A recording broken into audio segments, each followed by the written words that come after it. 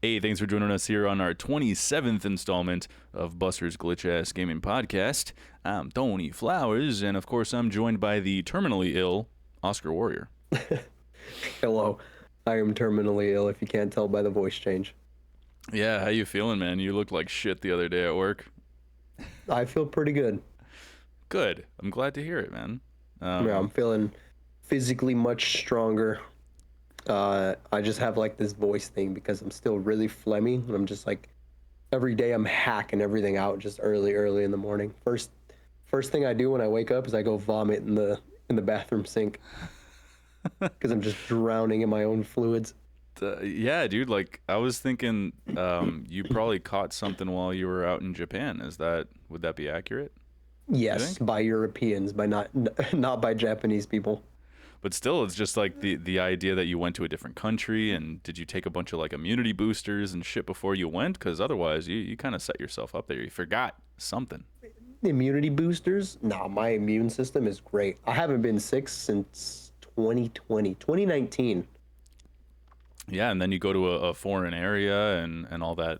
All those foreign little tiny itty bitty microscopic things were just like, hey, tourist. Yeah, I got attacked by a new virus. This one is strong.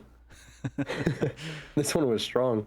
No, but actually I haven't been sick since like 2019. I think I first caught COVID back in 2019. I remember this because this was the sickest that me and my wife had ever been, like in our lives.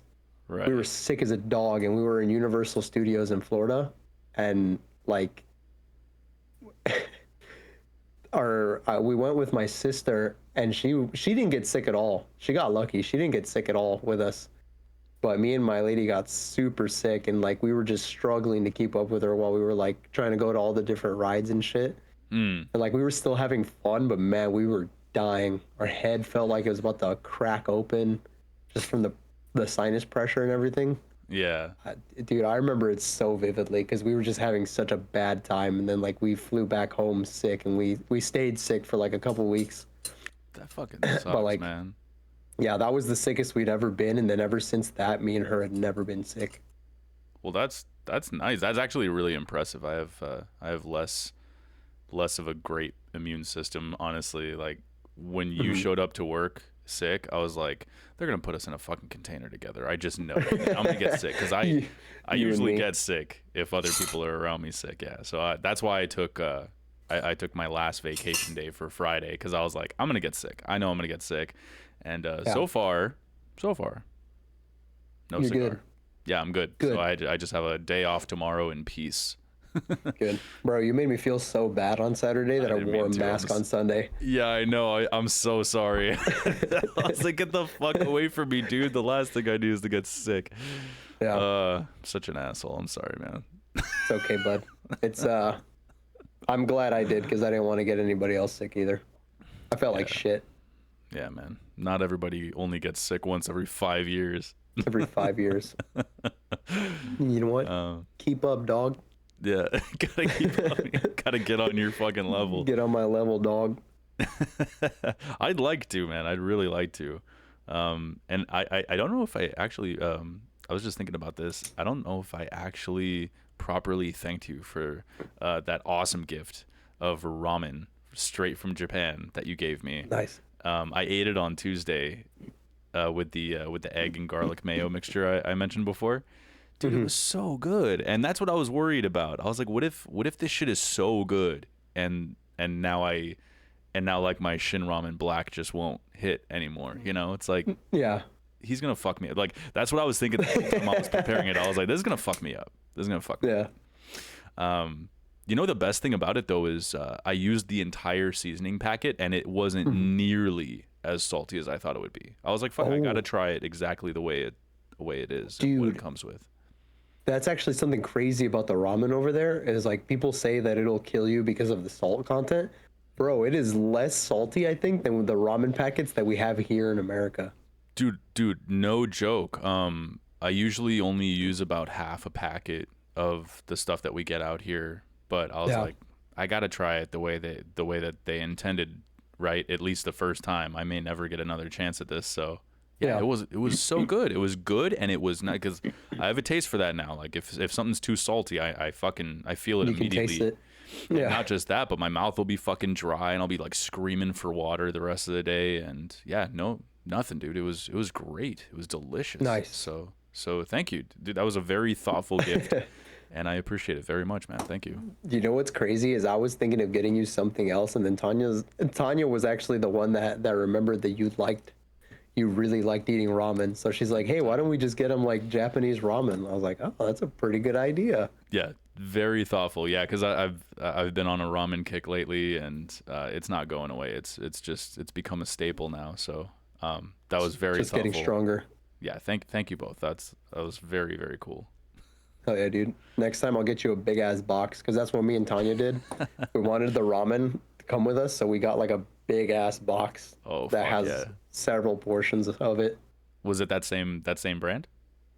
No, it was like, it's a different one where you kind of have to make the noodles, I guess, in the traditional way, where like you kind of just boil them for like a second, for like a minute, and then you take them out with the strainer and you have to like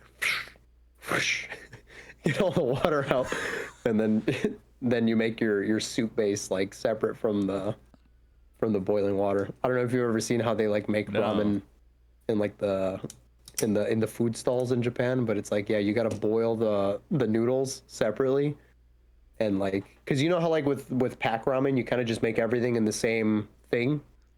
With this one, you gotta boil the noodles separate and then make your broth separately as well, and like kind of just piece things together along. I kind of already do that, because the guy on YouTube that was showing me the recipe with the one that I've been using, basically you make your noodles and then like you put all the seasonings and stuff in your empty bowl, crack the egg in there and everything, mix all that shit up, and then you just kind of like scoop the boiling hot water into that to make the broth, and you just kind of mix it. But yeah, after the noodles have been cooking in that water, so it's nice and starchy, I guess it'd be nice and starchy. Yeah, it was fucking delicious. Oh, dude, love that shit. So I also love the noodles from Japan. So the noodles were they were like, when I looked at it, I was like, damn, these are different as fuck. They taste real. I don't know how to explain it, but it tastes real. Actually, it tastes like it's not gonna kill me. No, it's a good way to put it, actually. So now I got to throw out all the ramen that I have in my cupboard because it's no longer going to satisfy me. Thank you for fucking my shit up. Once you've tasted the good shit, bro, you can never go back. That's kind of how I feel with the food here now. Yeah, I wonder if because I know that they have little care packages that you can get from different countries if like you miss home or whatever. Like in my case, I came across care packages on websites that will send you shit from Canada.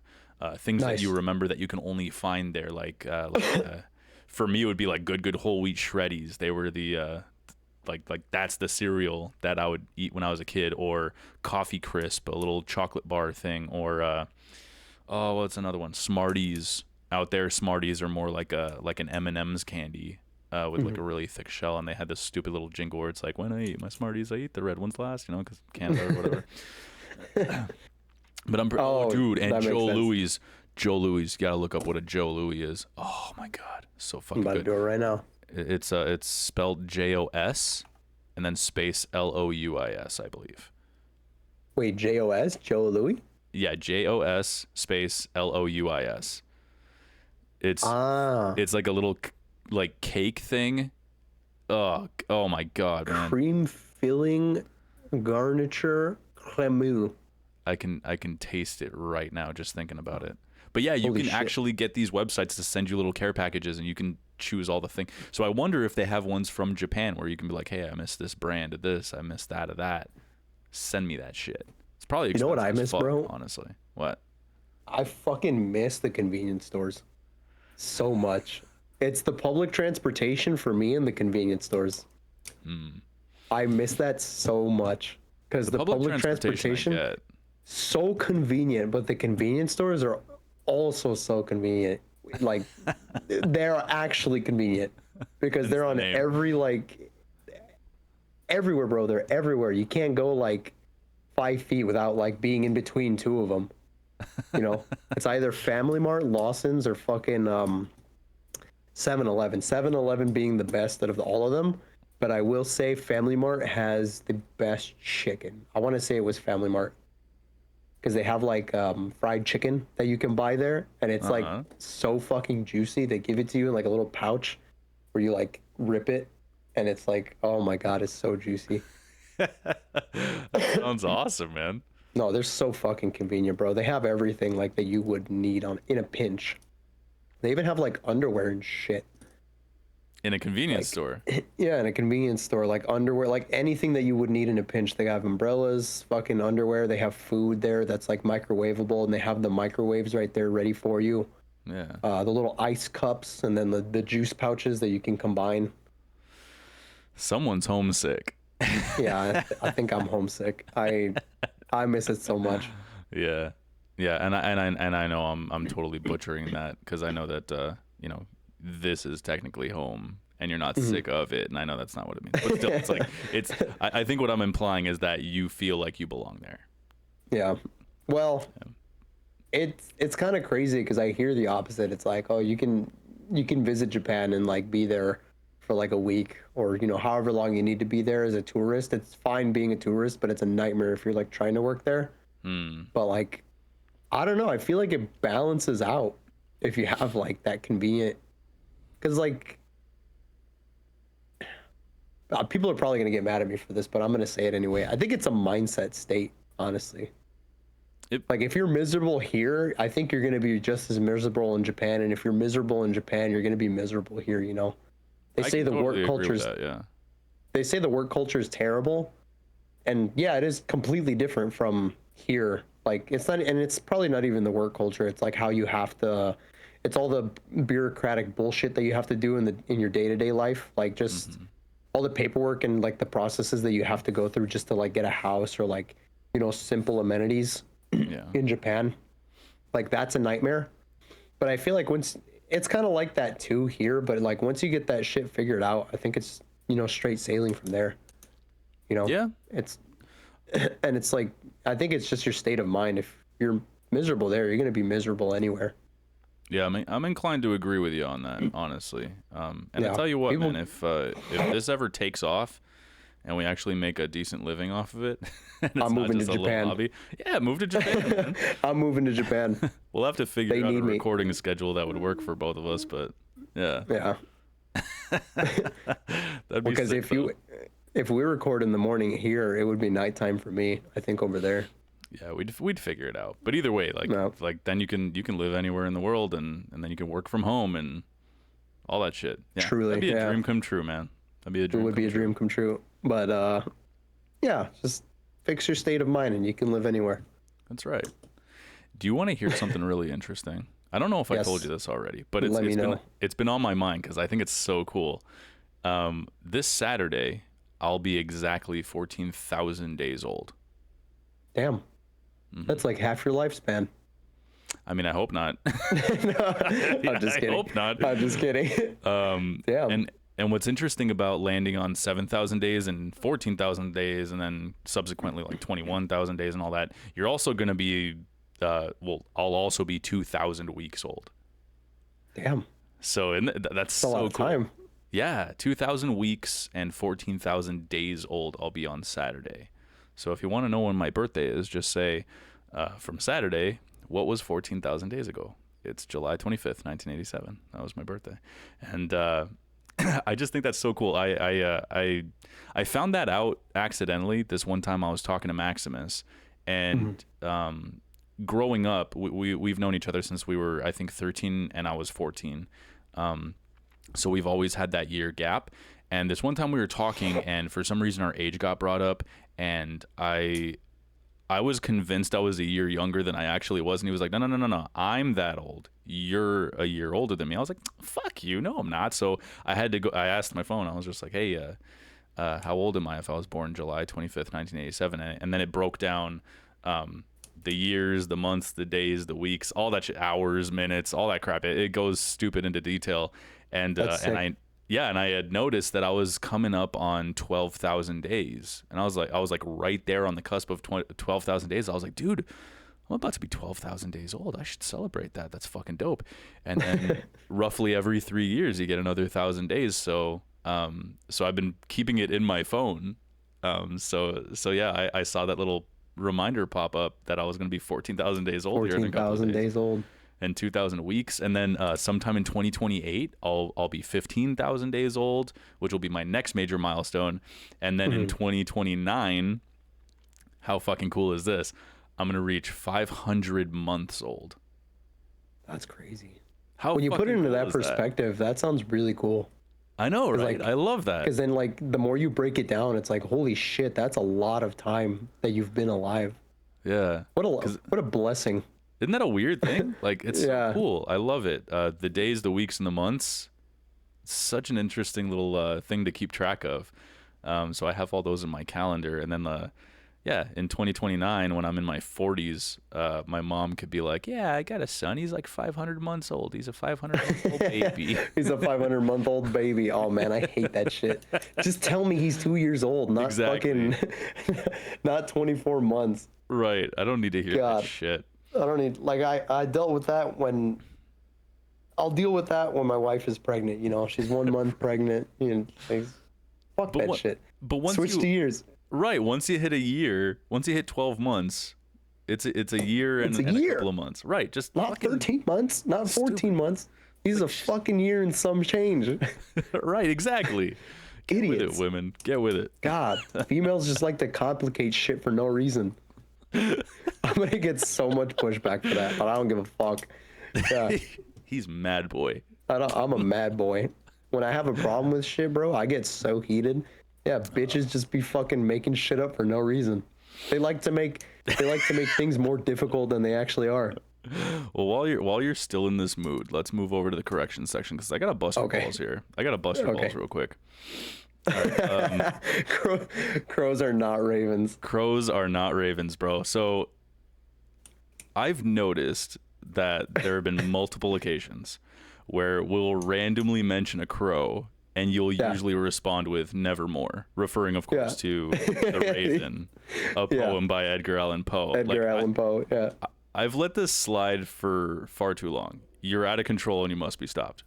I just love making that joke. What do you have to say? No, what do you have to say, no, hold on. say for yourself? They can't look that far apart. All right, so that's a crow. Don't. Yeah. They're That's the same a raven. family of birds. They don't look that different. Right. They're the same family of birds, but ravens are very different. They're much larger. They're not. Yes. And Wait, ravens are larger than crows? Much larger. Yes. Damn. They just look like a way oversized raven. I'm sorry. A raven looks like a way oversized crow. Gotcha. I got you. Right. You did. Damn, if crows are that big already, then fuck, I can only imagine a raven. Well, they're more in the, you'll find them more in like rural areas, or if you ever go hiking in any place with like a lot of like woodsy areas. Dude, they're majestic, man. Absolutely gorgeous. They sound so different because you know how the crows, they'll be like, caw, caw, caw, caw, caw, you know? Like they have more of like a caw kind of sound, and then the ravens sound more like a gronk, gronk, gronk, gronk, gronk, gronk, you know? Damn. They're so cool, man. I fucking love them. That's actually so interesting because in Japan, we saw them all over the place. Like, Ravens or crows? Crows. I figured, yeah, that's the thing. I don't know because the crows are fucking massive in Japan.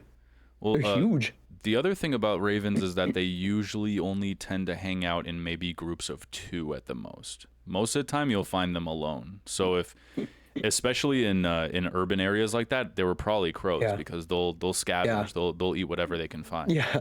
That's what they were doing, yeah. So then they must be crows. But man, they were big. They were big boys. Yeah, like I loved watching them, bro, because the way they run is so funny. They'll do like a hop first. No, yeah. The hop like once or twice and then kind of just go into a sprint. It's so cute. Yeah, I love those birds, man. Blackbirds are just absolutely majestic. I love them so much. Yeah, they look awesome. But yeah, man, when you drop a nevermore, one would assume you're referring to a raven. A raven. I apologize, but I don't care. I'm still making the joke. Any black bird can get it. Sexually and metaphorically. Yeah, quaff the crow. Cease and desist forever. Nevermore. He works for Nintendo. Yeah, right. That's why I'm wearing the red shirt. All right. I got Thank you nothing for else. correcting me. Of course, no problem. Thank you for owning up to that. It's very I will, but it's very big I'm of still you, man. I'm still making the joke. I don't care. That's okay. Any as black bird can get it. as long as we've as long as we've brought it to light, discussed Yes. it, now you can go ahead and make the joke, and I'll know you're fucking with me, and it's not like this motherfucker's confused. That's what I was thinking. I was like, every time I bring up a crow, he says nevermore. This motherfucker's confused. No, I know. I like making the joke. But I will be better about classifying species from now on. Specifically birds. Because we aim to be accurate. We aim to be accurate. Well, somewhat. We're kind of just bullshitting most of the time. That's That's why we have the correction section, because we don't get everything right. exactly. That's so funny. So let's move on to the download. What do you say? I'd like to, before we move on, I'd like to point out that we're always really consistent. It's usually every episode where it's like 20 minutes of us just bullshitting back and forth. Are we at 20 And then minutes? we get We're at 20 minutes. yeah, we're at 20 minutes. And then we get into the serious stuff. But yeah, we're so consistent with that, bro. We have like this internal like magnet that keeps us on track. I appreciate that. It's crazy how that works, but I just wanted to point that out. No, good call out. I didn't even notice that. Yeah, we are pretty much dead on, like 21 minutes in. Here we are. Yeah, 20 minutes. Always 20 minutes. I don't know what So it is cool. about that. So cool, man. Hell yeah. All right, give it to me. The download. All right, number 1 on the download. Critics are giving Call of Duty Black Ops 7 by Treyarch and Raven Software, speaking of Ravens, generally positive reviews, while it holds the lowest user score in franchise history on Steam and Metacritic. The 4-player co-op campaign is the main target of ire, condemned for not feeling like a traditional COD experience due to its always online requirement, lack of a pause function, and nonsensical hallucinatory boss fights. More outrage cropped up after the studio's use of generative AI for key art and calling cards was exposed, a controversy which U.S. Congressman Ro Khanna used as an example while calling for regulations to prevent companies from using AI to eliminate jobs and extract greater profits. The poor launch is reflected in the numbers. Day 1 Steam concurrent players count peaked around 88,000 versus Black Ops 6's peak of 315,000. And physical sales in the UK are reportedly down by 61%. AI assets in Black Ops, bro. Yeah, dude. American workers just can't catch a fucking break. I've heard of that. I've been hearing about it more and more in the tech industry, where like a lot of entry-level jobs are being replaced with AI slop, and the AIs aren't even working as intended. Like they're making a ton of mistakes, and it's all of these things could have been avoided if they had just hired the proper people for it instead of using some made-up AI robot to take over that shit. Yeah, and at the very least, they should kind of, scrub what the AI feeds them at the very least, and make sure there aren't, extra digits on the zombie. Do you remember that there was like a promotional image? I don't remember if it was for this one or Black Ops 6, but there was a promotional image where the zombie was like reaching for the camera or something, and he had an extra finger, or something like that. And that's how people. I do remember that. They were like, "What is this AI bullshit?" And it's like, dude, you didn't even go over it. Like, you didn't have your artist look over it and see, like, all right, this looks out of place. This looks stupid. Nope. They're just like, fucking, it's done. Throw it out there. Yeah, it's really crazy how much AAA developers are like just trying to take shortcuts from like stealing other people's art and incorporating it into their own product, as well as using AI. It's really fucking crazy. Like, I'm kind of surprised Call of Duty's going this route. Yeah. They generate so much money. Excuse me. I don't know what the fuck's wrong with me this morning. No. I've got just a little phlegmy. No, just a little phlegmy. No. Don't fucking call that into existence. I got you. No. I spoke It's a good thing you took Friday. It's a good thing you took Friday off. Oh no. Please no. Where was my thought at? AI I was kind of thinking like at first, like maybe I shouldn't trash this game before trying it myself, or I might end up in a similar situation as I did with like Pokemon Legends ZA. But fuck Call of Duty and what it's become, dude. Like, honestly, we both have tried some of the more modern ones, and it's nothing like I remembered and loved from the earlier series. Fuck it, dude. Fuck this series. Like, it Seriously. means nothing to me anymore. Fuck what it's become. I want it to regress and go back to what it was. Dude, dead ass. Like, exactly. Like, I feel like it needs to either die, be purchased by Epic and integrated into Fortnite as a mode, since that's what the game wants to be anyways. Yeah. Or actually just reboot Fortnite. the fucking franchise. Start over. Yeah. Reboot it and then just regress back to like, that's what I miss about Call of Duty, is just when it was being a war game, essentially. Yeah. Like that's what it was. Now it's like, now it feels just very different from that. Like you said, it just feels like it's really trying hard to be the next Fortnite. Oh, excuse me. But yeah, I feel a lot of people share the same sentiment about Call of Duty. I honestly don't even really know why people still buy the game nowadays, if they just know they're going to get disappointed each time. I mean, I'm really happy to see that the player counts so far mirror the reception for once. It's finally suffering. Yeah. I want, like, at this point I want to see them fucking lose, you know? And like we've been saying, like they just get more and more unrecognizable every year, and hopefully one day it fails so badly that they have to reboot and rediscover like what made it so popular to begin with. Yeah. It's not what it used to be at all.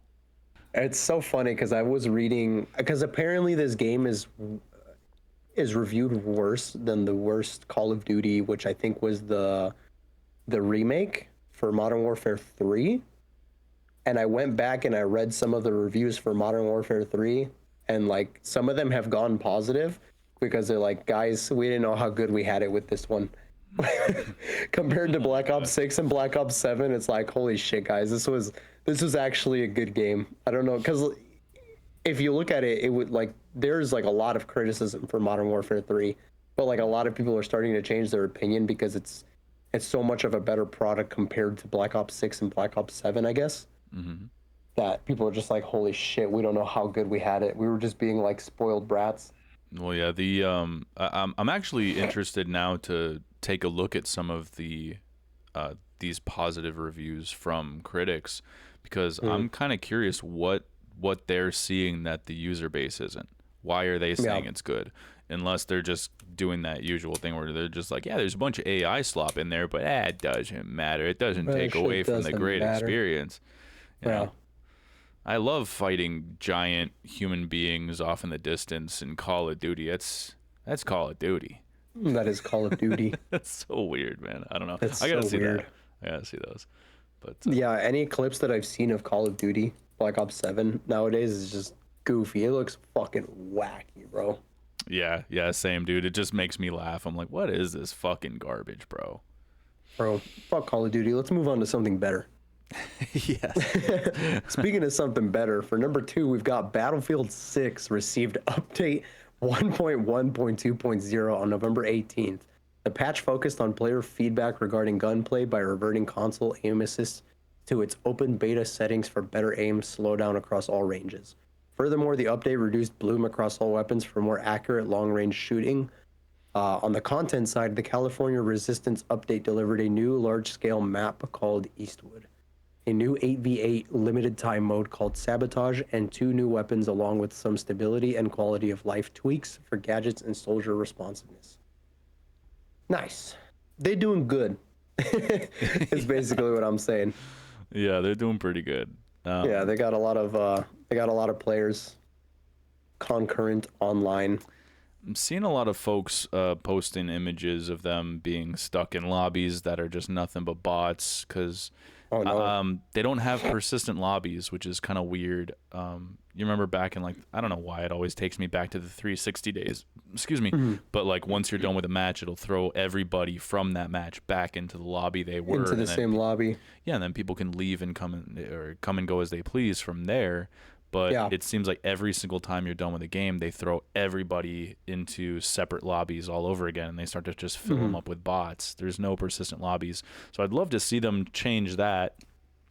Otherwise, I feel like doing pretty good. I feel like that's how most games would work, wouldn't they? Just keep everybody in the same lobby if they're not willing to leave? I mean, it makes sense to me, but I'm not a dev. I don't know what all that takes. I don't understand it. So I can just complain and, with my little. It's a legacy pitchforks and say, mechanic. I can't imagine it would take that much. Wouldn't you just improve? Yeah, I don't know. I feel like you would just improve that experience. Yeah. All this stuff like the California Resistance, the new map and everything, I hear is pretty cool. Kind of quelling the anger from a bunch of people saying that like, oh, the maps are too small and blah blah blah. So this one's actually pretty decently sized from what I'm hearing. I'll definitely be checking it out. Hopefully tonight, maybe tomorrow. We'll see. Maximus has been wanting to play all week, and I've just been so fucking busy, man. But since we're on the topic, I don't think I'm finishing this battle pass, bro. No. No, there's no fucking way. Since I'm on the second of 5 or 6 sections, let's call it, of the battle pass, and I don't have the time or desire to put as much time into it as you need to. Like, the game is fun, but is it a limited battle pass, like where you have to finish it within a certain time? I think so. Yeah, I think we got like 10 more weeks. Sometime in December, it's gonna end. Dang. And I don't know, based on how often I'm playing and how I'm not paying attention to my challenges, I'm not paying attention to what I need to keep progressing. There's no fucking way, dude. There's no fucking way. Plus, it requires more of you the further into it you go. So I'm just gonna grab whatever free shit I can and then just move on. Is it something where it like continues to just exponentiate, where it's like it starts off at like, oh, you got to get like 100 kills, and now you got to get 200 kills, and then 400 kills, and then it just continues to increase like massively over time? Or it's more like just points. Whenever you finish a match, you get your points. And in the beginning, it might require, let's say, 5,000 points to get one little block. You need so many little tokens to unlock the next thing, right, in your battle pass. Let's say it's like 6 tokens, and the first token might only cost like 1,000 points. The second one, 2,000. Next one, 3. But those get more expensive. So when you get further into the battle pass, I see like, you know, people saying like you need 30,000 or 50,000 points for one little block, and you need 6 of those blocks to unlock this next thing, and it just gets exponentially more and more fucking crazy as you get further into it. So yeah, there's no fucking chance, and I'm not gonna spend money to get those fucking skins and shit. No, they can kiss my ass. But yeah, I'll have to report back on how this aim assist update works for us controller bitches, because yeah, I should probably notice a difference there. Yeah, more than anything, I'm just looking forward to playing that new map. That's gonna be Q. Yeah, it's very cute. Hell yeah, bro. Let me know how it goes. Will do. Ready for the release radar? Let's get into the release radar. It's a good idea. But real quick, are you because I remember before Battlefield came out, you were interested in checking it out. Is that still on your radar at all? No, I'm gonna have to wait, bro. Okay. I got a lot of other shit coming. Okay, gotcha. All right, number 1 on the release radar, ladies and gentlemen. From Software and Bandai Namco are launching the first major DLC for Elden Ring Nightreign, titled The Forsaken Hollows, on December 4th. This paid expansion will introduce 2 new playable characters, along with new bosses, including the Dreglord, a foul life born of castaway souls. Disgusting. like Oscar Warrior. The DLC also features a new map alteration or shifting Earth event called the Great Hollow, which adds new points of interest like towers and ruins to explore. The Forsaken Hollows will release for PC, PS4, PS5, Xbox One, Xbox Series X and S.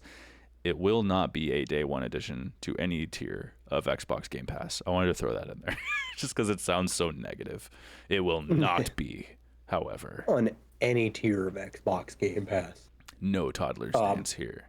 Kind of crazy that they're still making stuff for Xbox One and PS4.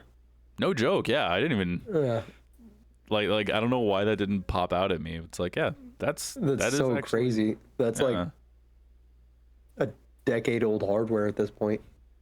Yeah, it's fucking loony, man. Move on. Yeah, you gotta let it what go, are you man. doing? Move on. Let it go. Trim the fat. Let it die. Yeah. It's also been a while since we mentioned Elden Ring. Yeah, it has been a while, huh? Yeah. I know that Nightreign isn't for me, and I'm fairly certain it's not for you either, but nonetheless, FromSoft is putting in that work, bro, like they usually do. Yes, they are. And that like level of quality that you've just come to expect with FromSoft. Oh yeah, and whether or not you like their games, no one can deny that their enemy designs are top notch throughout their games. Yeah. That's pretty much all I got from this trailer. And too. the combat system as well, and just adding, it's sort of a weird thing seeing Nightreign, even just as a game itself. It's sort of a weird thing because like when you think of like Souls games, you think of just the amount of customizability that you can do with your builds and shit. Because like you have different weapons, and then you can tune your stats to like, you know, either work with the weapons or like certain armors, things like that. But I think for Nightreign, it's like it's a class-based game, isn't it? Where you have to pick like certain characters. I want to say it's like a class-based game where you can only pick like certain classes and run them through. But I don't know. I haven't played the game yet, and I'm not familiar with anything of it. But it definitely is a new avenue for FromSoft to take. No, I think you're right though, because they mentioned 2 new playable characters. That's probably like, you know, you're probably right. So they're just. I like think it is a classes. class-based. Yeah, because I think that's what Duskbloods is too. Duskbloods is going to be like a multiplayer FromSoft game, just specifically for the Switch too. Yeah, but it is another class-based PvP PvE type game.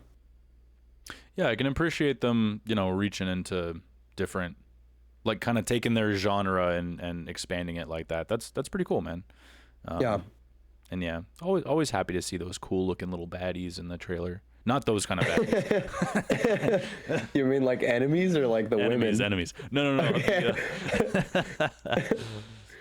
I know. I hate that. I hate that the term baddies has been used to like describe a woman who is just really pretty. I guess she's just like she's a baddie. Yeah. It's so funny, but I hate that because like whenever I say baddies, it usually refers to like bad guys, you know. Right, but no, like we should stick with the times and refer to baddies as baddies. And speaking of baddies, just listen to what these dumbass kids are saying. Anyway, speaking of baddies, number 2, what section are we on the release radar? We've got publisher Aspyr. I think it's Aspire. I think that's just a weird way of. Yeah, I think so. That's weird, but I appreciate you correcting me.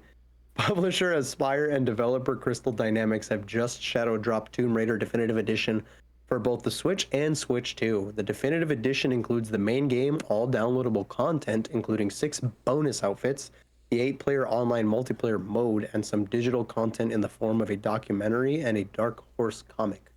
The digital version is available now on Nintendo eShop for $20, with discounts available for owners of the Tomb Raider Remastered collections. The Switch 2 version is expected to offer significant performance upgrades, possibly targeting 60 FPS. The original game, did it have a multiplayer? I don't remember because I never played the multiplayer if they did have it, but 8-player multiplayer sounds like such a Nintendo thing to do. I feel like that's something that they created and implemented in this game just for Nintendo. They may have added it in later at some point for the Definitive Edition, but yeah. You know why? I don't know. Yeah, I think you're right because it's getting ported to PC and Switch too, I believe. But I think the Definitive Edition has already existed for like PlayStation 5 and Xbox consoles. Well, it's been on the PC for a hot minute. They even gave away the entire Tomb Raider reboot trilogy. They gave it all away for free on Epic a hot minute ago. Damn. Yeah, it was a really nice little package. I bought them, at least the first 2. I played those on the PS4. I don't remember there being a multiplayer for either one, but I'm just not an online multiplayer kind of guy, so I was just going into it for the single player anyways. Yeah. Nothing like a good shadow drop though. That was cool, just random. Yeah. Unexpected. Yeah, the reboot games are so good, dude. Have you played any of them? I've never played Tomb Raider. I didn't play the third one, Shadow, but the other 2 were awesome. That series started on the PlayStation 1? PS1, yeah. Mm-hmm. Yeah, right. All the way back on the PS1. That's pretty cool. And then that looks really good for a PS1 game. The reboot? Or not the reboot, but the... What is it, a remaster? Definitive Edition? The little remastered collections. They have like a Tomb Raider 1, 2, and 3 collection, then they have 4, 5, and 6 collection. Those were the PS1 games, I think. But the one we're talking about right now, this is the big reboot. You remember the reboot? No, not at all. I'm not familiar with Tomb Raider's game. I got you. Yeah. Like at all. Yeah, she's like the OG video game baddie. The baddie. There you go. There's that term again, baddie. Yeah, I was gonna point out because I've seen the memes everywhere on like some cosplays, but isn't she like really famous for just having like the pyramid titties? In the first, yeah, in the original game, but yeah, but then eventually they started to curve them out a little bit, but they stayed massive, and so she was just like the big titty baddie in video games for the longest time. They just kept adding more polygons. And I remember when I was a kid, I didn't have a PlayStation or Tomb Raider. I never played any of the original games, but I remember there was like that rumor going around. It's like, yeah, there's a code where she'll be naked, and everyone's just like, no, when you figure it out. It was like I don't think it was true. But like everybody thought it was true, and it was just some hidden code to make her naked. And I love stuff like that, bro. I miss that we can't do that anymore. Can't. Nope. There's no way. Because of the internet. Yeah. There's no way. Spreading rumors at school about like just bullshit that you thought of for a game. It's like, oh, I heard that you could find Mewtwo underneath this truck.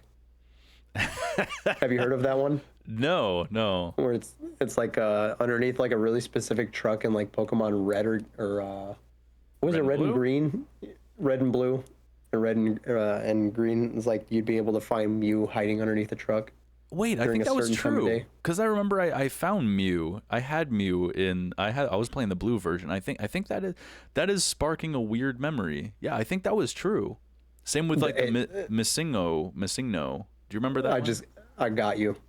The rumors spread. Yeah, the rumors spread. No.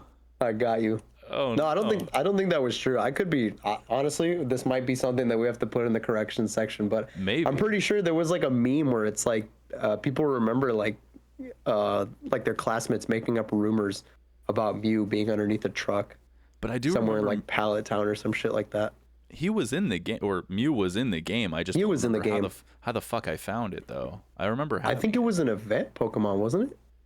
In the blue and red? No, like you had. I think you had to like finish the game, and maybe you had to capture one of everything first. I don't know. I don't remember. Every shiny version of every Pokemon. They didn't even have shinies back then, bro. Back in my day, everything was just one color. One color. But yeah, dude, I remember rumors like when Eminem and Marilyn Manson were like at the peak of their fame. I remember the one very untrue but spread like wildfire everywhere was that Marilyn Manson removed his bottom ribs so he could suck himself off. And then do you remember that one? Yeah, I remember that rumor. And then there was the other one. I think it was only a couple of years after Eminem was at the top of his game. It was going around that he died of like some overdose or something, and it was absolutely not true. But everybody believed that he just randomly up and died. Nowadays, I can tell you, dude, Eminem fucking died, and all you got to do is start typing his name into Google, and if it appears on trending, you know, oh my God, he's dead. yeah. There's irrefutable proof that he actually is dead. Yeah, dude, that fucking Marilyn Manson rumor still gets spread around. People still believe that. Yeah, I know. How did we get onto that conversation? What were we talking about?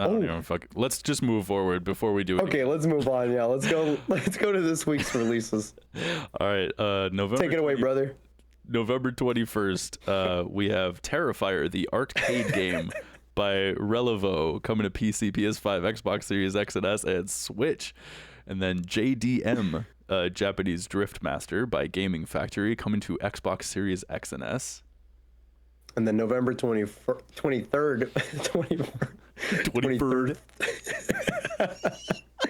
November 23rd, Ludiger by Lizards. Ludiger? You know what? I'm going to say Ludiger because it's only one G. Ludiger by Lizards coming to PC. Oh, really? You're just going to give me one? I mean, that's all that was coming out for that day, so I got... Yeah. Okay, then back to you. November 24th, we've got Constance by BTF coming to PC, PS5, Xbox Series X and S, Switch, and Switch 2. Cross Blitz by Taco Boy Studios. Taco or Taco? Like, no, I think Taco works. Okay, Taco Boy Studios. TKO. Yeah. TAKO. Taco Boy Taco. Studios. Whatever the fuck your studio's name is, you made this game. You should be ashamed of yourself. It launches out of early access on PC. Dino Punk, the K-Cops. What the fuck is with these words, man? The K-Cops adventure by the Dude Games. Nice. Coming to PC. And then November 25th, we've got Captain Wayne, Vacation Desperation by. Oh my God! Yeah, these video game developers are hard. Caran, C-A-R-A-N. C-I-A-R. Ciaran? Yeah, C-I-A-R. Ciaran? Ciaran? Games LLC coming out to PC. Then we've got Project Motor Racing coming out the same day by Straight 4 Studios. Coming out for PC, PlayStation 5, Xbox Series X and S. And then we've got Pools by Tensori coming out for PS5. Same day, November 25th. And then again, Kill It With Fire 2 by Casey Donnellan Games. Launches into 1.0 on PC, PS4, PS5, Xbox One, Xbox Series X and S, Switch, and will be a day one addition to Game Pass for Ultimate Premium and PC subscribers. And then on the 26th, we've got Shieldmade MX by Nils Drescher. Sorry, I can't pronounce anything today. Coming to PS4, PS5, Xbox One, Xbox Series X and S, and Switch. Christ. I think we're still recovering from that laughing. I think so. That laughing. The laughing fit we had. That we had. Thank you. November 27th, we've got Bubble Bobble Sugar Dungeons by Taito Core. Coming out for PC, PlayStation 5, and Switch. Same day, we've got Nano Neighbors by Studio Bit Dot coming out for PC. Next, we've got Heroic Songs, the remix by Emma Create coming out for the Switch. And then finally, we've got Street Racer Collection by Qubit Interactive coming out for PC, PlayStation 4, PS5, Xbox One, Xbox Series X and S, and the Switch. Nice. Good long list of games here for November. Mm-hmm. Yeah, dude. This week of November. I like the look of Terrifier, the little arcade game. It looks kind of cute. Mm-hmm. I dig it. And Kill It With Fire looks pretty sweet too. I unfortunately did not have enough time to look at any of these trailers, but I will after this. Yeah. Take a look at them. I think the Terrifier, Kill It With Fire look really good. Pools is a very interesting concept of a game for sure. It's like a walking sim with indoor swimming pools or something. It looks intriguing in a vaguely creepy way. Mm-hmm. Yeah, I would recommend looking at that one too. Constance looks like it was very, very heavily inspired by Celeste. So if you're a fan of Celeste, that one might be up your alley there. Which I know many people are. They love that game. Yeah. People who love that game really love Celeste. Dead ass, dude. Dead ass. All right. Freebie Forecast? Let's do it. All right. Free this week on the Epic Game Store. We've got Zoetti, I think is how you would pronounce that, by Dusklight. Zoetti is a turn-based roguelike that features a deck of playing cards used to create card combos and activate skills in the heat of battle. Bolster your arsenal of skills through battles, discoverable upgrades, or aid from the locals to overcome the evil plaguing your land. And also free this week is Godzilla Voxel Wars by Toho Games. And this is all they said for their write-up. Get ready to battle using your brain. A full-fledged turn-based strategy game with a difficulty level. Godzilla! Cheetah! I love that. Yeah, I was looking at this one the other day. Godzilla Voxel Wars. It looks interesting. Yeah. It looks like really interesting. Like strategically place him on the map to destroy the city or something. Yeah. Yeah, I think so. Just like a Sim City Godzilla destroyer. Yeah, cute. But you got to be strategic about it, or else you get your shit rocked. Yeah, the little helicopters, I'm assuming, or something. They're all gonna tear your shit up. Or Ken Watanabe is gonna be just like, let them fight. Let them fight. All right. What do we got for Xbox Game Pass, Tony? I'm supposed to be the one telling you. That's right. Why are you asking me? November 25th, we've got Banishers, Ghosts of New Eden by Don't Nod, available for Ultimate, Premium, and PC subscribers. I'm going to sneeze. Excuse me. Bless you. Bless you. Thank you. God bless you, my son. And then, right, go in peace. And then for PlayStation Plus on November 18th, which was a couple of days ago, available for extra and premium subscribers, you got Grand Theft Auto 5 by Rockstar Games for PS5 and PS4. Yes. A 13-year-old game? Yeah. Pacific, that everybody owns multiple copies of. Cool. Pacific Drive by Ironwood Studios for PS5 owners. I heard that game is fucking dope. Still Wakes the Deep by the Chinese Room for PS5. Insurgency Sandstorm by New World Interactive for PS5 and PS4. Thank goodness you're here, dude. This game, I bought this on the Switch. I only played a couple of minutes of it, but it's fucking hilarious so far. By Cole Supper. Yes, it's amazing. I can't wait to play more of it. It's so fucking funny. For PS5 and PS4, the Talos Principle 2, awesome puzzle games. I haven't played the second one, but the first one's amazing. By Crow Team for PS5, Monster Jam Showdown by Milestone, PS5, PS4, and MotoGP 25 by Milestone for PS5, PS4.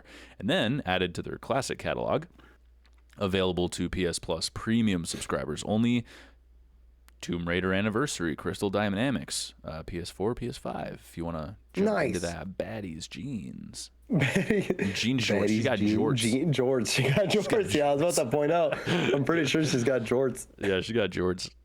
Correction section. Yeah. All right, ladies and gentlemen. And then finally for the Nintendo Switch Online, the complete soundtrack for Wii Fit Plus has been added to the Nintendo Music app. That's 90 tracks equaling about 2 hours of yoga pose worthy tunes, which is pretty sick. Yeah, I don't know why I'm kind of stuck on that. Just imagine next week's correction section we're talking about it, like actually Lara Croft wears jorts. Jorts. She's a jorts wearer. She's a jorts actually. girl. Yeah. She wears short skirts. I can't believe I just referenced Taylor Swift. What's wrong with me? Wait, that's a Taylor Swift song? Is that Taylor Swift? I think that is Taylor Swift. I feel like who wears short shorts? That's like a fucking 60s song or something. Oh shit, she might be referencing somebody then. Yeah, that's a fucking like 60s or 70s song. It's an old ass song, but yeah. Damn, that's okay. That's before me. Damn. And then when you said Taylor Swift, I was like, all right, that's right. Oh shit! All right, my microphone just took a dive. it's like, I'm out. Yeah. Yeah, I am that young. I'm very ignorant to things. No, there's not ignorant. Pre-1997. Totally fine. Totally fine. Except for history. I love history. You can fuck me up with history. Oh yeah, yeah. You can fuck anybody up with your history knowledge, bro. You got a pretty fat noggin full of fucking history information. Not literally random historical facts. Yeah. Oscar, I have to ask you, bro. Yes. What are you playing? This week, brother, I did not have much time to play. Monday, I was lazy as fuck because that was my only proper rest day, like after coming back from Japan. Because Thursday, Friday, we were and feeling sick. Huh? And feeling. Oh yeah, and feeling sick on top of that. Yeah, because Saturday, Sunday we worked. Thursday and Friday was spent just kind of putting everything away and like doing laundry. Laundry took me 4 hours to do. I think on Friday, I started early in the morning and it took me like 4 hours to do. Yeah, and just like cleaning the house, getting everything in order. And then, yeah, Saturday, Sunday we worked. Sick as a dog, me and the lady. Well, mostly just me. The lady's kind of still recovering. She's kind of just dealing with like an itchy throat, but that's about it. Monday, I was like lazy as fuck. I didn't do shit, dude. I wanted to sleep, and that's what I did. I slept all night that night. Well, Sunday night going into Monday night. Excuse me. And then I slept most of Monday. I woke up early in the morning thinking I was going to do stuff, but I didn't do anything. And then I slept like from midday basically till 4 o'clock. And then we had dinner. And I think that's when was that when we started playing Ghost of Tsushima? It might have been the next day, but then one of these days we started playing Ghost of Tsushima because we wanted that like Japan experience again because we had played Silent Hill F and that was a pretty Japanese ass game. Yeah. And Tanya really liked that one, so I was like, you know what, let's play Ghost of Tsushima. I think you really enjoy it. I think I found the type of game that Tanya likes. She likes games with like really in-depth narratives and story. So a lot of Sony games, basically. Yeah. Dog. So that's Sony's good. Got a plethora of that. Because like she loves the type of game where it's like it kind of plays as a show or like a movie because it's very cinematic. Ghost of Tsushima, when it's doing its cutscenes, it's incredibly cinematic, and it's got a really good story overall. She doesn't enjoy playing them though. Right. Physically playing them, she'll have me do that. She wants me to play them, but she'll be there for the cutscenes and anything like that. If it's more of a difficulty situation, most of Sony's games, Ghost of Tsushima is definitely one of them. Like you can make that shit basically trivial. Yeah, in terms of difficulty. If that I makes set the it game easier up for her to play. No, I set the game up without her knowing. I made the game stupid easy for her. Still didn't want to play it though. Huh. No, I think she's more of the type where she just enjoys the cutscenes and the story. She doesn't really like, unless she's like interacting with me, or it's like a multiplayer game where she could just blow people up with a rocket launcher. Yeah. She doesn't really enjoy playing games like that. I think she mostly prefers the story. Okay, makes sense. Really, the only game I think that I know that she enjoys playing is anything that has to do with The Legend of Zelda. She can actually sit down and play those games like for a prolonged period of time, like all day, pretty much. Anything else she won't really touch. But yeah, we started up Ghost of Tsushima. We're right in the beginning.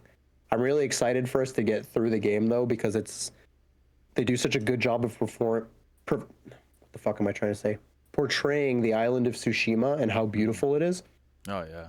And I can't wait for Tanya to see just how beautiful the landscapes are, especially traveling through horseback and all the different things that you can find just out in the wild, like all the shrines, the torii gates, the pagodas, especially places like the Golden Temple. Oh my God, that place is so beautiful. And it's like one of the first areas that you reach in the game. But we haven't reached it yet. We're still kind of like in the very beginnings of the cinematics. I don't know have you ever played Ghost of Tsushima? Yeah, I loved it. It was one. I'm gonna spoil the beginning of the game a little bit, but the game has been out for 5 years, so you guys can't shit on me for that. As long as you don't spoil the ending or any of that stuff further down the line, no big deal. No, this is still at the very beginning, like less than an hour of the game. We just got to the part where Kotal Khan, I think is his name, is fighting Jin on the bridge because Jin is like, his pride is so up his ass that he's willing to kind of just throw his life away very haphazardly. You know, he's kind of just he's charging Castle, I think Shimura by himself and trying to take on the Mongols by himself, or with he's kind of dragging Yuna along with him. She doesn't really want to be there because she thinks it's incredibly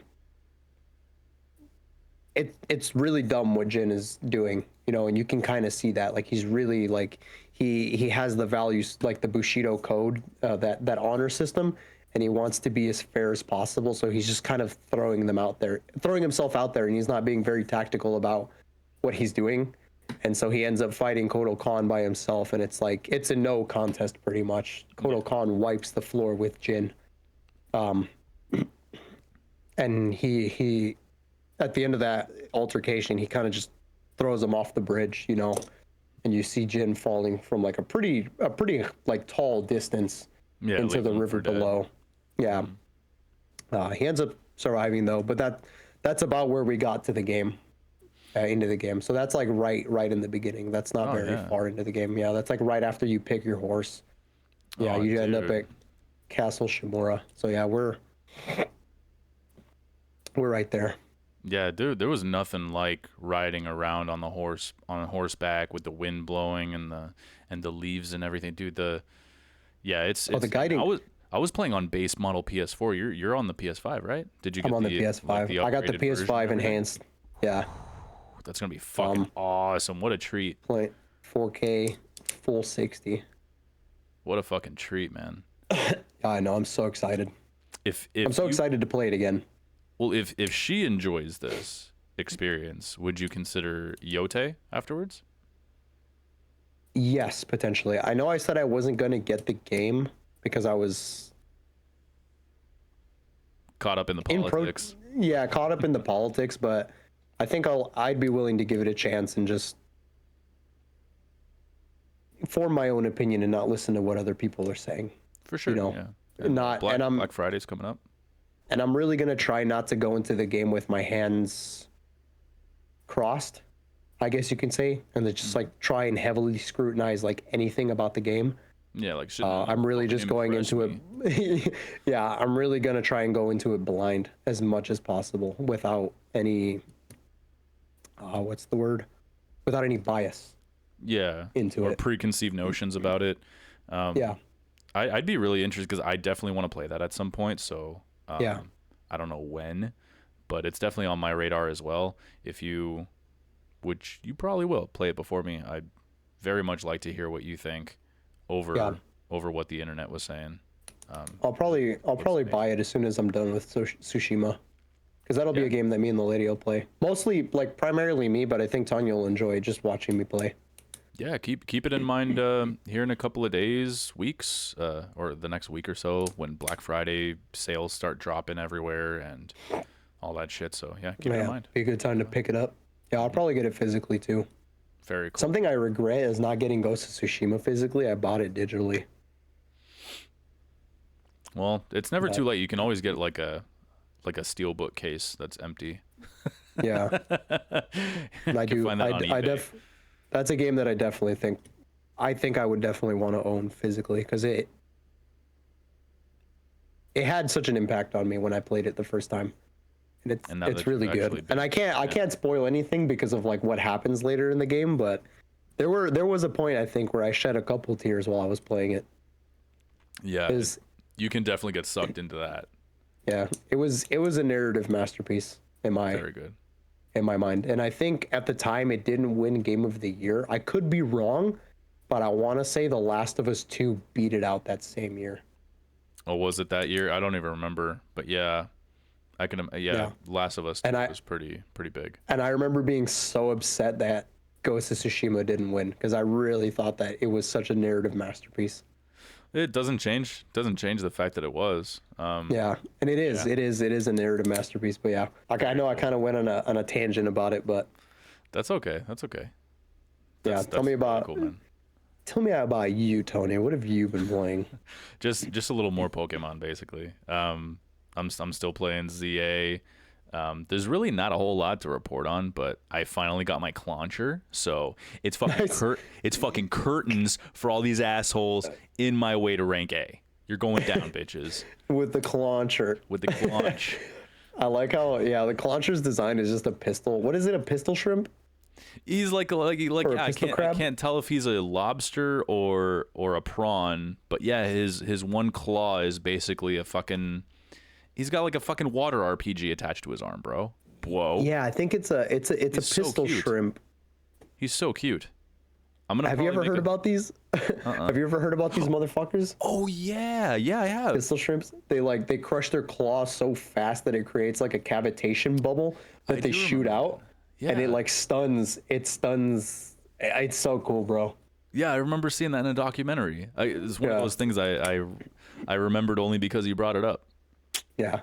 That's pistol fucking shrimp. Cool. Yeah, he's so cute. Clauncher is basically just a pistol shrimp. Yeah, good call, man. Actually, yeah, sea launcher. Sea launcher, bro.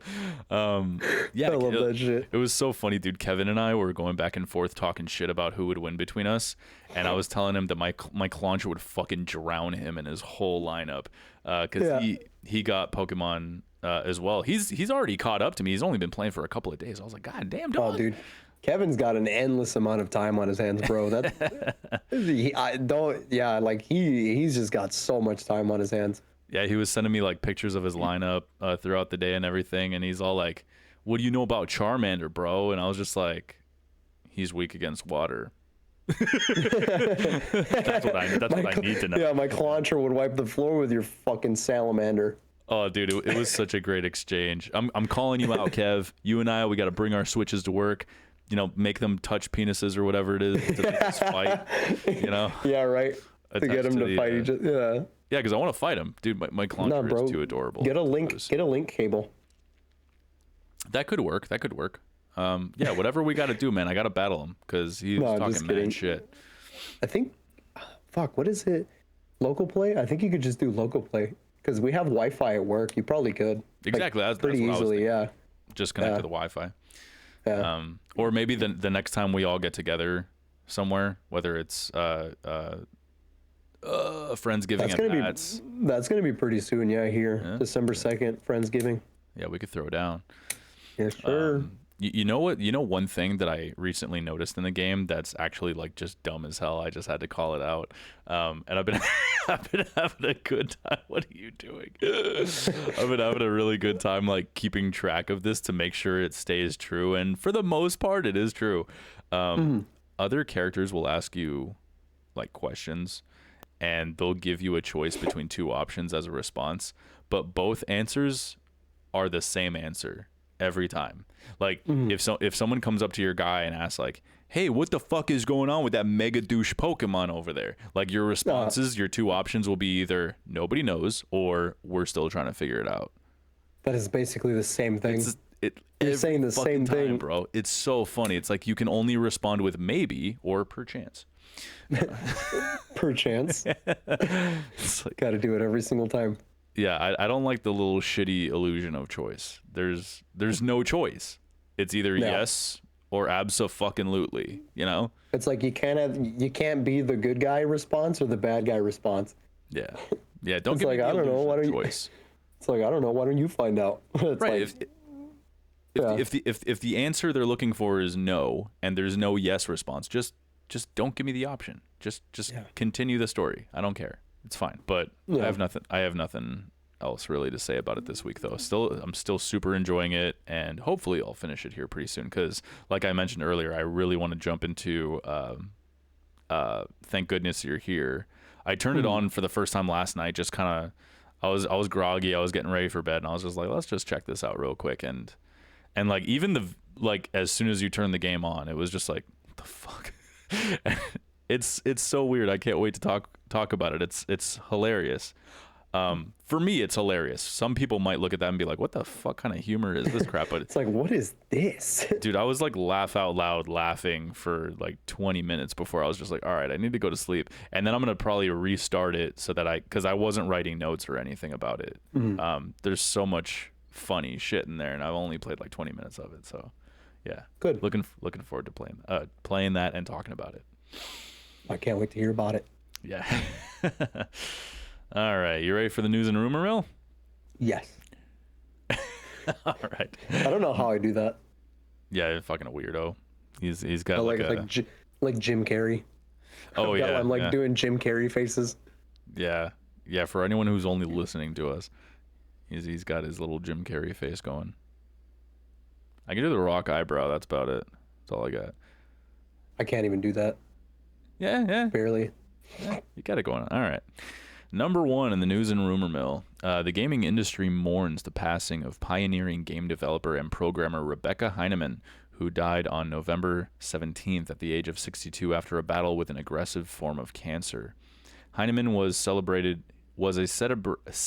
veteran of the industry, co-founding Interplay Productions in 1983 and contributing as a designer or programmer to dozens of iconic titles, including The Bard's Tale 3, Thief of Fate, Wasteland, and the Macintosh port of Wolfenstein 3D. At the age of 16, she was the winner of the 1980 National Space Invaders Championship, becoming the first recognized U.S. video game champion.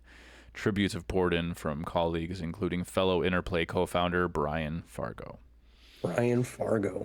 Yeah, rest in peace, Burger Becky. I'm not sure if you're familiar with Rebecca or her legacy. Burger Becky? Yeah, that was her nickname.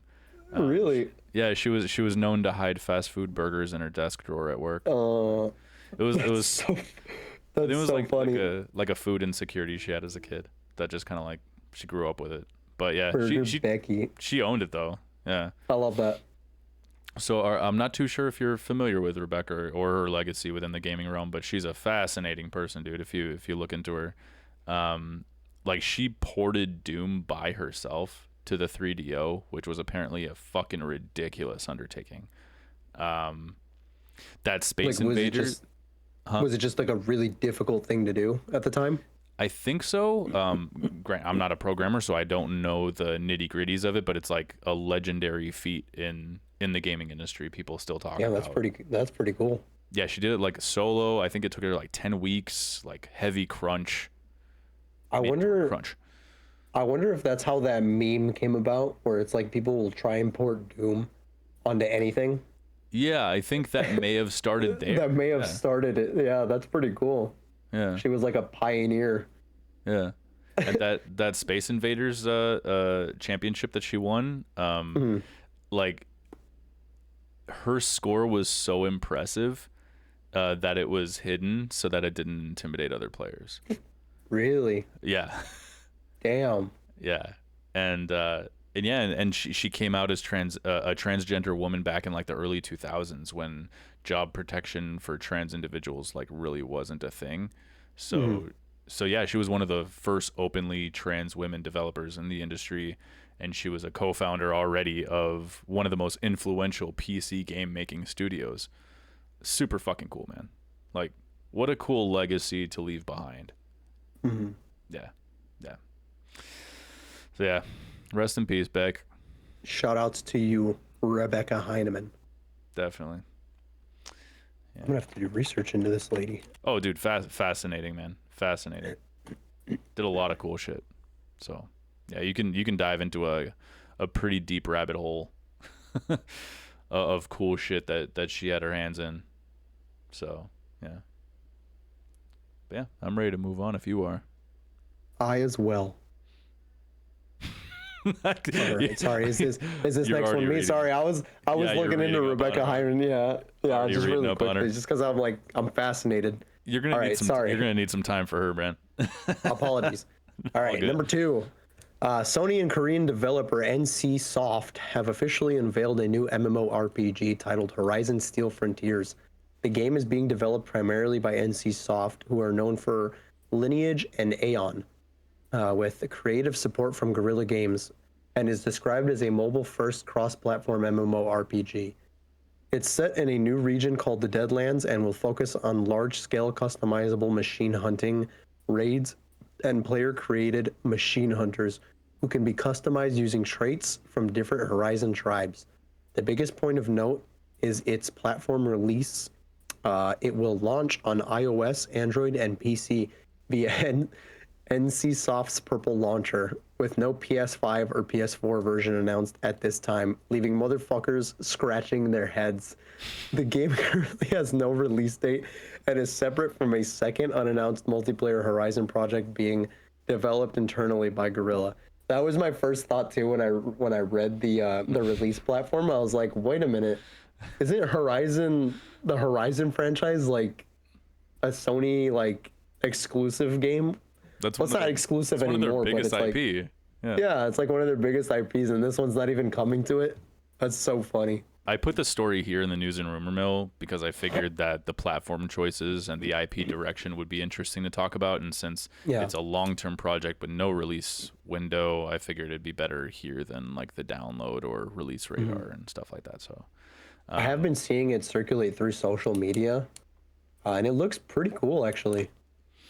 yeah, well, that's the thing. Like, it looked really cool when I was watching the trailer. I was like, yo, it looks fucking dope. But let's see some actual gameplay. You know? Let's see some gameplay. Yeah, but everything that I've seen isn't actual like gameplay or anything. It's just kind of like teasers. Yeah, it's like they just showed off like pre-rendered high octane moments. Looked really cool though. Like, are you a big enough fan of Horizon to check out a mobile MMO though? No, I haven't played any of the games. I haven't played the franchise at all. Oh, really? No, not at all. I know I have Horizon, like the first game. Zero Dawn? Yeah, on the Zero Dawn. PS5? I have it on the PS5. It came stock with my PS5. Oh, I have it nice, digitally. nice. Oh, dude, that could be another one that you guys really enjoy playing together. Yeah, Yeah, yeah, very good I game. think so. Because it's Love it. another one of those cinematic. Oh yeah, and the robot Yeah. dinosaurs. I mean, come on. I mean, come on. Yeah, it's very Monster Hunter-esque, isn't it?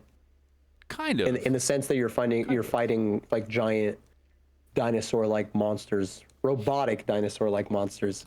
Yeah, and you're like, you're aiming for certain parts of them to like blast off their components so that you can upgrade your gear and all that stuff. Yeah. Yeah, I guess that is a Monster Hunter thing, isn't it? To me, it looks very very Monster good. Hunter. It's very, very good, very good. But yeah, when they dropped the mobile first part of the announcement, I lost all interest. I was like, nah, fuck this. Like, Yeah. I don't think I would have even cared if it came to PS5, PS4. Honestly, that's just not my bag. You know, The crazy thing is, though, is that mobile gaming is really popular. it is. Well, yeah, Like it might not be like for us, because that I had kind of the same reaction as soon as I heard that it was mobile. I went flaccid, kind of like the whole like Diablo Immortal fiasco. When I heard there was a new Diablo game coming out, I was like, oh my god, finally Diablo 4, and then they announced that it was a mobile game. I immediately flaccid, but no, mobile games surprisingly do really well in the market. oh yeah, yeah, totally. The massive amounts of money. But that's the other thing is that this is probably going to be some microtransaction laden Cash grab. Yeah, totally. Yeah. Well, it'll probably have a lot of support in the long run because most mobile games usually do. But yeah, you can guarantee that it'll probably have things. It'll be filled with things that are used for microtransaction. Like a lot of the resource will probably be towards microtransactions. Yeah, most likely. But yeah, this also reminded me that they really have a lot in store for Horizon. Horizon. So I'm not sure if you know this or remember this, but Herman Hulst, he was the former managing director at Guerrilla Games, and he's now the head of PlayStation Studios. Like he wants to elevate successful games like Horizon into like iconic franchises that transcend gaming. That are like he wants movies, shows, books, all kinds of shit. And Horizon is, I think that's a good call for. That's a good call for Sony. Yeah, absolutely. I think he's going in the right direction, but I'm not sure if, like at first I wasn't sure if Horizon really needed all that extra stuff. Like they've got the mainline games, which based on the direction they went with Forbidden West, there's going to at least be one more coming. There has to be. No spoilers, but it's begging for a third one. Then there's the VR game, the Lego game, this MMO, a multiplayer game being developed internally by Guerrilla that we mentioned a moment ago. A movie. Yeah, there's a movie in the works. That's a lot of Horizon, dude. Yeah, like I loved Zero Dawn and Forbidden West, but I'd also love to see Guerrilla not become the Horizon studio. I'd love to see them just kind of like pass that on to somebody else And move on to something like their next biggest project. Yeah, what else are you guys capable of? Like that's kind of my beef with Sony Studios. I love them. I love what they make, but it's the same way. I don't want Sucker Punch to be the Ghost of studio or Insomniac to be the Marvel studio, but that's what they are right now. And or Naughty Dog with The Last of Us. Like they've been doing The Last of Us for like the past decade. Yeah, they're totally moving. They're moving on to Intergalactic, which is awesome to see. But I wonder if now they're just gonna stick to that for the next 20 years. Yeah, that's what I think. I think you bring up a great point because Sony Studios. It really feels like when they have projects, they're big, like ambitious projects that last for more than a decade. It seems like, and it's like we get the quality there. But Sony's not really pumping out a lot of stuff, like I'm not a lot of new stuff to kind of warrant or I guess merit the purchase of their console, because most of these things that they do usually come out on other platforms as well. But they also take a really long time to make. Like they're taking longer and longer to push out a game. I don't think like and it's just getting more expensive. More expensive to make, and yeah, absolutely. Like it's taken a long time. I would love it personally if they could just like make their original IP, get a sequel or two in there, and then pass that IP onto another internal Sony studio so they can move on. Yeah. But I get that that's not very likely or practical because I don't think Sony has that many studios just on standby. It's like, hey, you guys ready to take on the Ghost of franchise?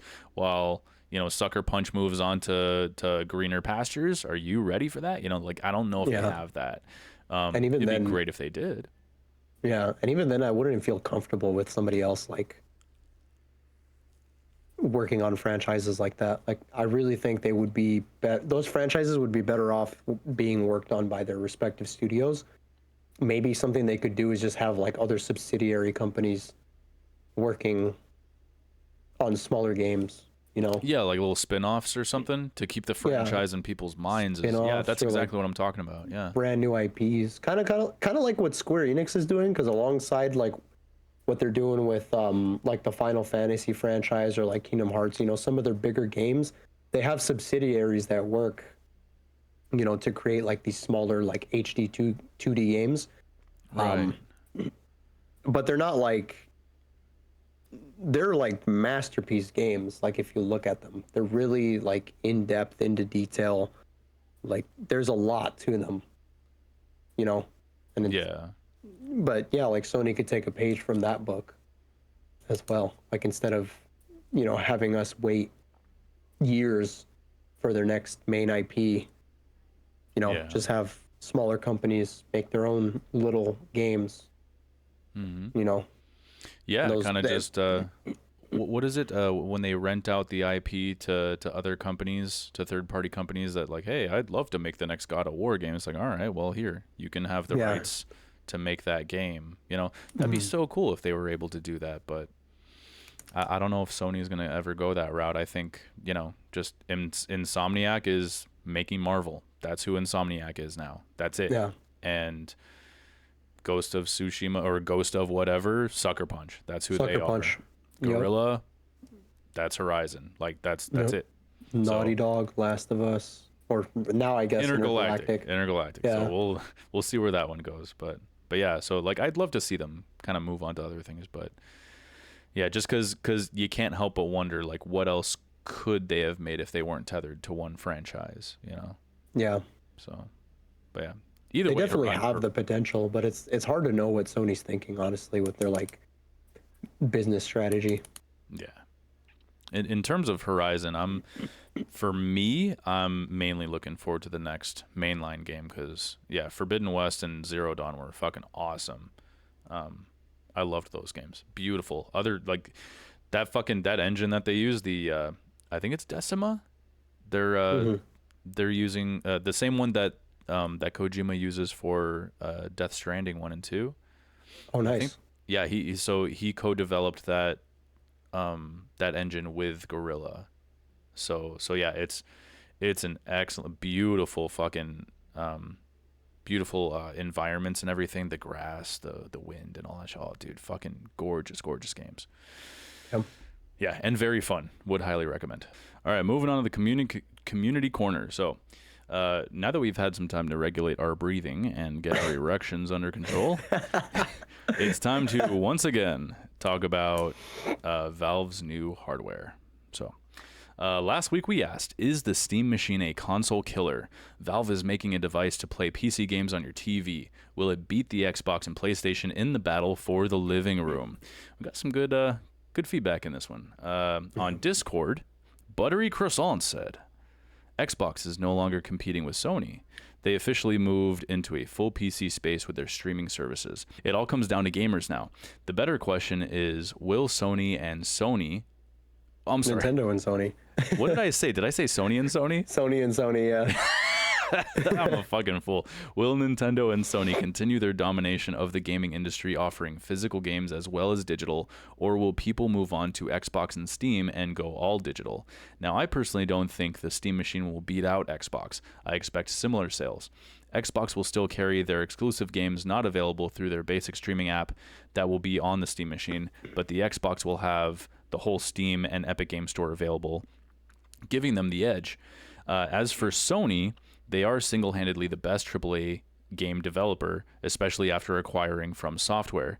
Sony games have won nearly every Game of the Year over the past decade. Yes, Sony games are available on PC, but those are games that have been out for 2+ years. So Sony has a gimmick to keep people on their console, especially if you want to play new games. And Nintendo is Nintendo. They play their own race. Yes. I like the points you're bringing up, but I have to throw a correction in there concerning Sony and FromSoft real quick. Sony hasn't acquired FromSoft technically. Like they hold a minority stake in the company, well, a smaller stake than Tencent actually, and they also have a 10% stake in Kadokawa, which is From Software's parent company. So they have a great financial relationship there, but they'll probably get some more exclusives out of them, but they don't own them. They don't own them outright. So it's a bit of a nitpick, but I had to throw it out there. And actually one more thing. I could be wrong here, but based on what I've seen, the Steam Machine will indeed be capable of running Epic Game Store games and everything else mentioned, as long as you install Windows on it. Yeah.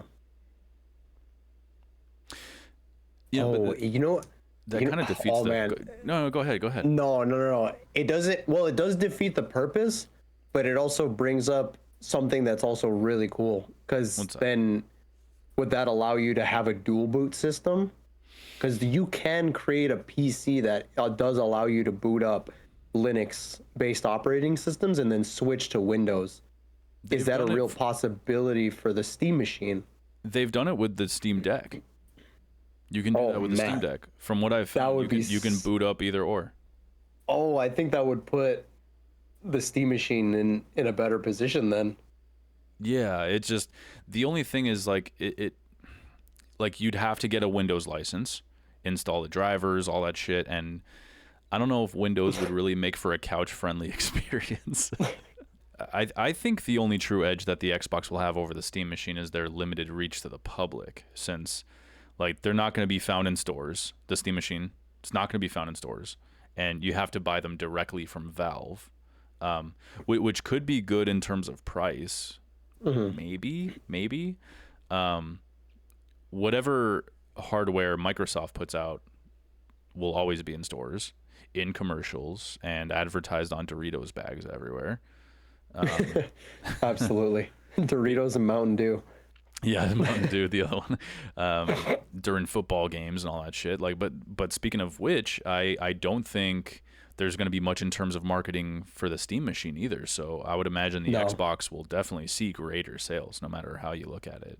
That is true.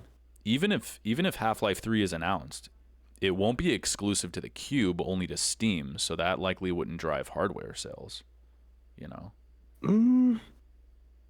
Right? I'm kind of thinking the opposite, because everybody knows about the Steam Deck. Why wouldn't they know about the Steam Machine? Especially if it makes as a big of a splash. That's the thing with Steam though, is it doesn't really need because they don't really put themselves out there, but they don't really need to. They spread by word of mouth. Yeah. That's kind of where my thought process was going as well. Like, if they don't really everybody need it in the world is just like, dude, fucking Half-Life 3, oh my god. They don't need that advertisement. Like, that spreads by word of mouth. I think they have I'm the exact opposite with that. Okay. The other thing, when the Steam Deck, I believe, was first announced, and it was the release was a few months out, that year at the Game Awards, throughout the showing, if you signed up, or I forget exactly what the criteria was, but if you were logged in while the show was going, every like 20 minutes or something like that, they were giving out a free Steam Deck to people. So I wonder if maybe they'll do something similar this year. Because that would be cool. That'd be sick. I would love that. Yeah, sign me up for that. But to answer Croissant's question about Sony and Nintendo's physical and digital versus Microsoft and Valve's all digital, a very good question, by the way. I'm kind of going to go the cop-out route and say that I think there will always be room and demand for both. You know? players like me love the convenience of digital. Players like you, Oscar, and I think Croissant as well, will always prefer physical any day. I like the physical. Yeah. Yeah. But yeah, my favorite point that was made here has to be that people will always go where the games are, where the best games are. When you mentioned Sony's pedigree with the masterpiece games, like the best games for me are dispersed all over the place, which is why I love my PlayStation, I love my Switch, love my PC. With the PS5 and Switch, I have access to Sony and Nintendo's best. I'm going to eventually have to upgrade to that Switch too, though, if I want to keep that true. But then the PC gives me access to all the best computer games and all of Xbox's games, because those, I can't think of one that doesn't come day to date on PC. So what do you think? The what he mentioned about, whether or not, Nintendo and Sony are going to continue their domination of the gaming industry, offering physical and digital, or will people move on to Xbox and Steam and go all digital? What do you think there? I'm thinking I'm more of in the middle. I think whatever is convenient for people, they'll usually flock to. But for most gamers, I would say they have one or the other. So like for me, in my instance, I don't really use my PlayStation 5 that much. I use my Switch 2 the most because it's convenient that I can just take it with me wherever I want. And I even like own the cartridges, the physical cartridges, but it's not much of a hassle to like change it out, or just bring, because they're so small, and portable. Like I could just get a little case that carries them for me and like bring it with me everywhere. And then I have like a Steam profile that has all the other games, but for me, I just honestly only need those two, because like you said, most Sony games you can play on PC now. Yeah, you can just get them there. After and then a time, the Switch 2 makes up for what, because I am a Nintendo. I grew up with Nintendo, so I love playing their games. Whatever I want to play, I just play on there. Well, let's see here. I think as long as the price isn't too crazy, I'll be an early adopter of the Steam machine, because I'd love to add that to the mix so I could play my PC games in the living room. In the living room, yeah. When it comes to competing with Xbox in that front, the next Xbox, Sarabon said, would be a premium product. So if you're on the market for a stupid, powerful living room PC console hybrid, you might just want to wait and not jump on the Steam Deck, the Steam machine. Like just know that the price is probably going to reflect that, So if you're like me and you want to play your computer games in the living room, and the caveat of potentially lower res or frames doesn't really bother you, the Steam machine will likely win you over, like it has me. I really want this fucking thing. But thank you again for your write-in, Monsieur Croissant. Monsieur. I really appreciate how you consistently throw some questions back our way to keep the conversation alive. I love that. So really appreciate you writing in, brother. Good man. Yes, sir. What do we got on the TikTok front? We got a couple of write-ins there too. We've got ThumbArmy said, if it can take a mouse and keyboard, which it most likely will. Yeah, it can. It can, bud. Thank you for a comment. Pretty sure it will. We appreciate the engagement, buddy. Thank you. Beptor Bastaneda said, for sure, Xbox pretty much fell out of making consoles. PlayStation exclusives get put on Steam now. If it's competitively priced, there's no real point in getting a console anymore. Which I somewhat agree with, I think. I can agree with that statement.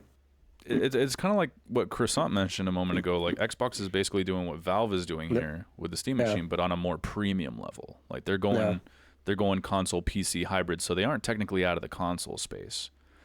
And yes, PlayStation games do come to Steam now, but unless they're like a live service game, the day and date release is as of now a no-go. You usually have to wait at least a year. So but yeah, it really does come down to price based on the specs and what it can put out. If it really does cost $700+, I can see plenty of folks just throwing their middle fingers at it, I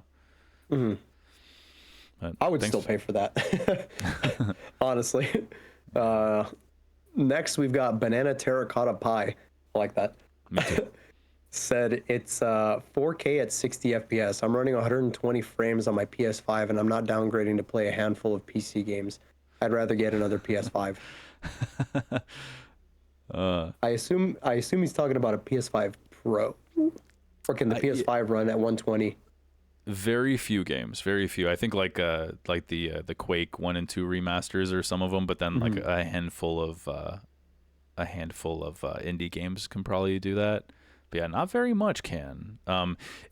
Especially if he's talking like native. I don't know if he's talking native, because if we're talking native, it ain't running no fucking native 4K 120 frames. That's like 1080p upscaled with the AI. What is, I don't know what PS5 uses, FSR or DLSS or whatever the fuck, but they're definitely upscaled with the fake frames. I don't mind that type of shit, honestly. I don't mind it at all. I honestly can't even tell. But yeah, see, this is definitely where the cost is really going to matter for most potential buyers, man. Like anyone outside of the PC ecosystem will likely see this thing as a console, and if it's not priced like one, they're not going to give it a second thought. Which, if you saw the Linus Tech Tips video where he was discussing that for a moment, doesn't sound like it's going to be around that price. It sounds like it's going to be priced like a PC, closer to 7 or above. So most people are just going to be like, oh, it's underpowered little fucking console and it's overpriced. Fuck that piece of shit, you know? It's interesting the argument that Banana.Terracotta.Pie makes, because you could also use that same argument for being a PC player. Why would you get a PS5 if you could just play, those little like, because the PlayStation 5, besides the little handful of games that they have on there, you have an entire library on Steam too, It's kind of the same argument if you think about it. Why would you get a PS5 if, for just a handful of their games?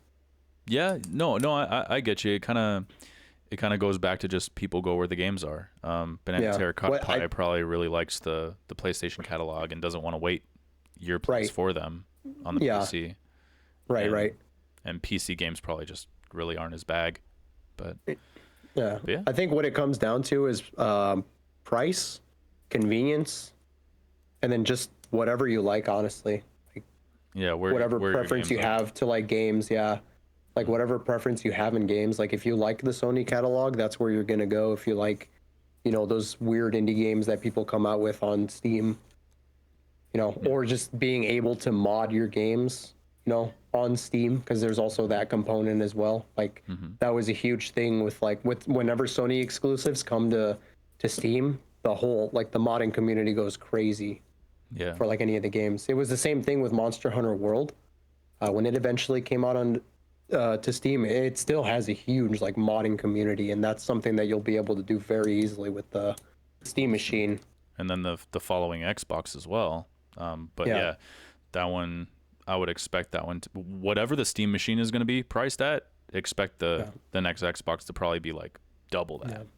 It's not, and it's you got to look more deeply into it. It's not just games that are going to be available to you. You're going to be able to do a lot more with the Steam machine, Yeah. Way more. There's more functionality with that than just playing video games or watching media.